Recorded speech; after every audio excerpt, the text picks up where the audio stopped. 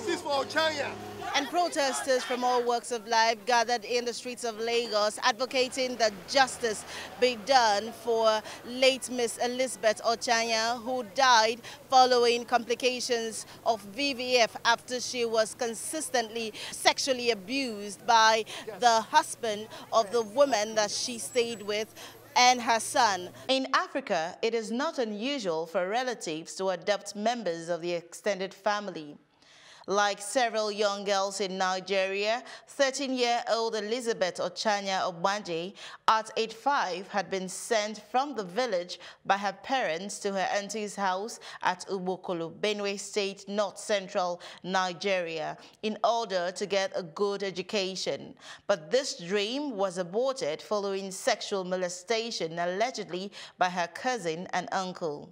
This is a child who reportedly went into this family at the age of 8, which was when that abuse started, with the son first, and the girl reported to someone she saw as a father to see if he could help her break what it is that his son was doing. And the man found that as an avenue to get into this girl and continue to defile her. For those who don't know, we understand that she was defiled front and back. That's vagina and the anus. It is really sad, and I think it's just a system, you know, how things work in Nigeria. Last Wednesday, Ochanya succumbed to complications from viscovaginal fistula, VVF.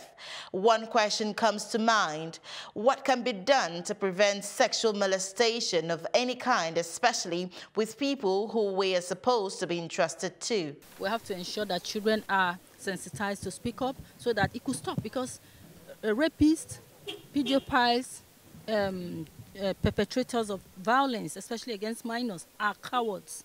Once the child speaks up and points at them, they withdraw. Before her death, Ochanya was a student of Federal Government College, Boko. The alumni of the school says it is not only demanding justice, but is ensuring more girls are protected from sexual abuse. We are all Ochanyans. We are fathers, mothers, brothers. We need to ignite that spirit of humanity in us. In the meantime, while the remains of the rape victim has been buried, one of the alleged culprits, Andrew Obuja, a lecturer with the Benue State Polytechnic, has been arrested after escaping prison custody last week. While the co-accused, his son, Victor Obuja, a final-year student of the University of Agriculture, Makurdi, is set to be at large. And with all of the protests and all of the voices advocating that rape should be taken more seriously than it currently is in Nigeria, the question is, what exactly will the government do concerning cases such as this? And how many more Ochanyas do we have in the streets of Nigeria? I am Mary Chinda, reporting for Plus TV Africa.